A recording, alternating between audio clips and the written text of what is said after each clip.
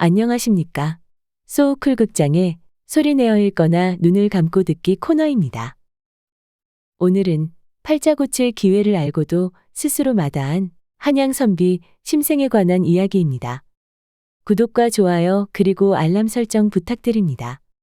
재미있고도 좋은 글로 보답하겠습니다. 옛날 한양에 성미와 행실이 심하게 까다롭고 유달리 별난 심진사라는 젊은 양반이 살고 있었다. 주변 사람들이 보기에는 심생이 스스로 자기 인품이 남달리 고결하다고 여기고는 자기네들을 업신여기는 것 같았다. 그래서 그런지 도통 친구가 없었다. 한 번은 일이 있어 심생이 호남 지방에 갔다 오던 길이었다. 저녁 무렵에 한 촌마을에 이르렀는데 버드나무 우거진 냇가에 소슬대문 하나가 우뚝 솟은 것이 바라보였다. 누구의 집인가 물어보니 다들 이 촌마을의 지주댁인데 호남에서 으뜸가는 부자라고 하였다. 조금 있으니 하인 하나가 다가와서는 주인의 말을 전하였다. 우리 집 어르신께서 행차를 돌려 잠시만 들려주었으면 합니다. 심진사는 곧 그 말을 따랐다. 큰 대문 몇 개를 거쳐 지났는데 그 어느 것이나 다 희한하고 화려하였다.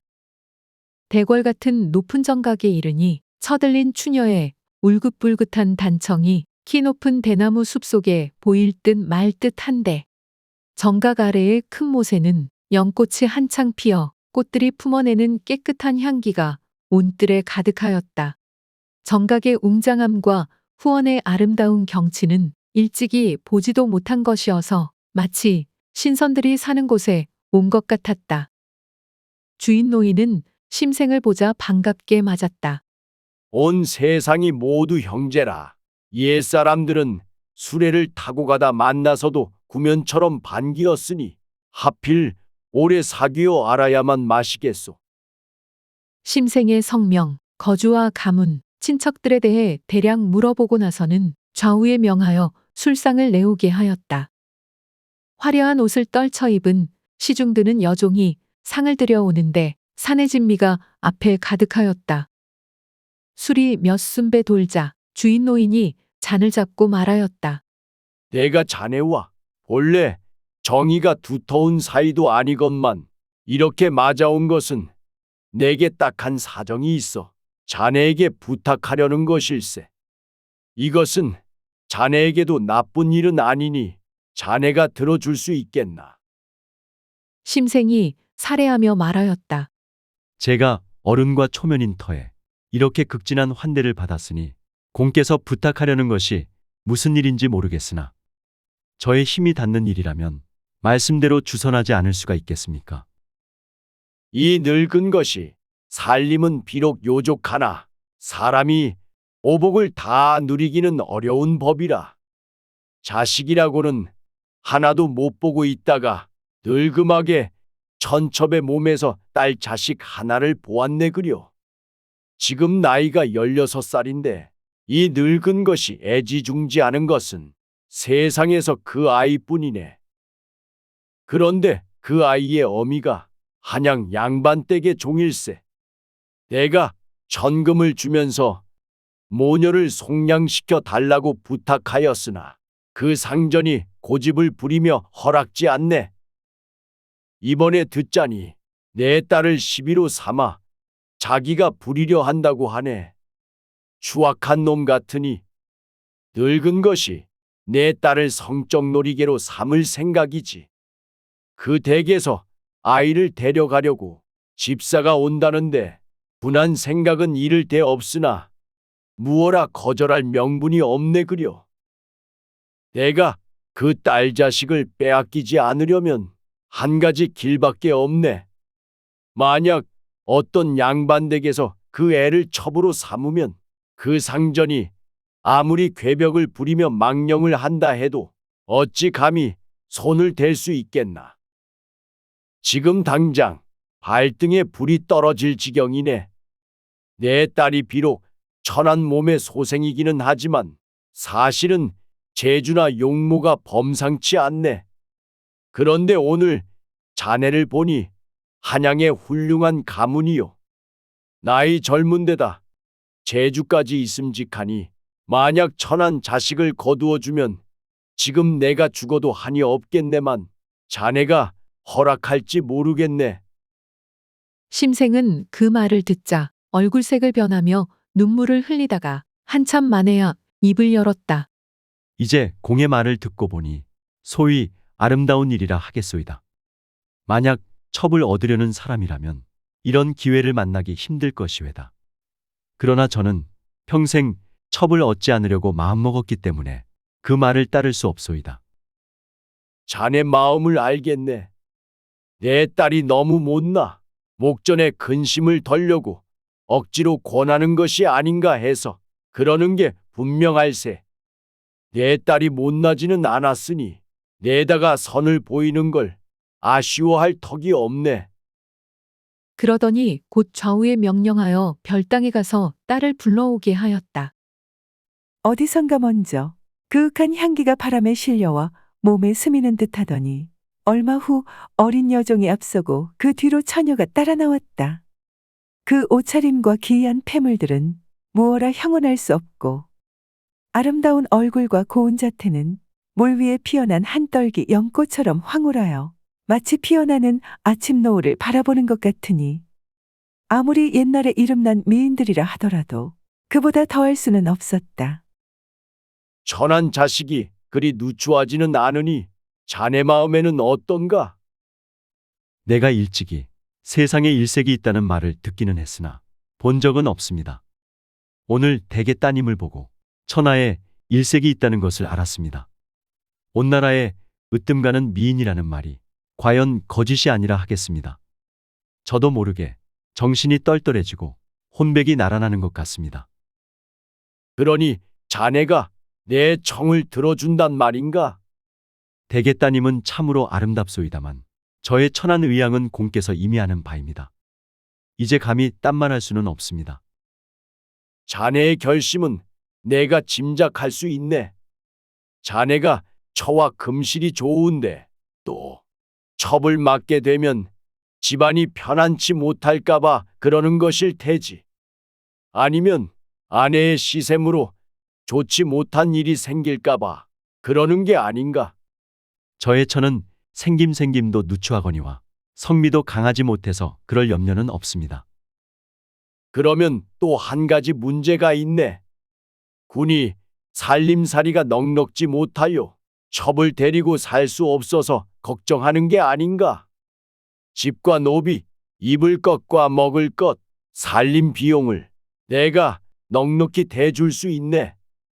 만냥 돈을 쓴데도 일 없으니 그것은 염려치 말게. 만약 한양에 데려가기 곤란하다면 아직은 우리 집에 두고 있다가 자네가 호남에 왕래할 때마다 이따금 들려서 만나본들 무슨 안 될 게 있겠나. 내가 지금 늙은데다 자식이라고는 이 딸 하나뿐이니 옆에다 두는 것이 바로 내가 원하는 바일세. 데리고 가든 여기에 두든 자네 마음대로 해도 좋다네. 그래, 어떡하겠나? 지금 공의 말을 들으니 어느 것 하나 마음에 끌리지 않는 것이 없습니다. 단지 제가 일단 그런 결심을 한 이상 비록 간곡한 가르침을 받기는 하였지만 그 말을 따를 수는 없습니다. 여보게, 나로 말하면 이젠 한 평생을 다 살아 곧 삼도천을 건널 사람일세. 장차 온 재산을 이 딸에게 다 넘겨주겠네. 내 집 앞에 기름진 들은 모두 내 땅일세. 몇 천섬짜리는 될 거네. 이 앞에 즐비한 초가들은 모두 내 집 종들의 것일세. 딴 고을에 있는 것들을 따로 내놓고도 수백 호는 될 거네. 곳간에는 쌓아놓은 곡식이 수천 섬이고 비단이며 온갖 제보가 이루 셀 수 없다네. 내 딸을 얻기만 하면 이 재산이 모두 자네 재산으로 될 테니 좋은 일이 아닌가? 공의 말은 듣는 사람의 입에서 침을 흘리게 합니다. 공의 말을 따를 수 없는 것이 진심으로 한스러울 뿐입니다. 주인 노인은 개연히 말하였다. 자네의 어리석은 고집이 이러하니 할 수 없는 일일세. 그럼 내 딸을 하룻밤만 데리고 자주게. 심화무게의 첩이라는 명색이나 가지도록 해주고, 차후 자네가 한 번도 돌아보지 않는다 해도 이것 역시 내 딸의 운수이니 나는 자네를 원망하지 않겠네. 그것도 안 되겠나? 그 말도 따를 수 없습니다. 좋아. 자네가 정 그렇다면 같이 자지 않아도 좋네. 자네는 사랑에 자고 내 딸은 별땅에 자고 따로 자도 좋네. 하지만 내가 오늘 밤 자네가 내 딸과 같이 잤고 앞으로 첩삼기로 했다고 내일 여러 사람에게 말하면 어떻겠나? 그러면 나는 양반인지 두반인지가 내 딸을 노리게 삼으려고 한양으로 데리고 가는 것만은 막을 수 있고, 자네는 가여운 어린 처녀를 늙은 생마의 손길에서 구제해주는 자비를 베풀 수 있네. 어떤가? 죄송합니다. 소생은 그런 거짓말을 할 수 없습니다. 그러면 자네는 혹 강문을 성취하려고 도를 지켜 여색을 멀리하는 게 아닌가? 그런 것은 없습니다. 그러면 무슨 주견과 의사를 가지고 그러는가? 별로 딴 주견이나 의사는 없습니다. 주인 노인은 불끈하여 얼굴에 노색을 띠며 목소리를 가다듬어 종들을 불렀다. 건장한 종 서너 명이 소리에 응하여 나오자 노인은 곧 심생의 상투구덩이를 쥐어 문 밖으로 끌어내게 하였다. 내가 이놈을 사람이려니 생각하고 상대해서 말을 했다마는 알고 보니 개만도 못한 놈이다. 라고 하면서 앞마을에 말을 전하게 하였다. 내 집의 종들은 오늘 저녁 이놈을 집에 절대 받아들이지 말도록 해라.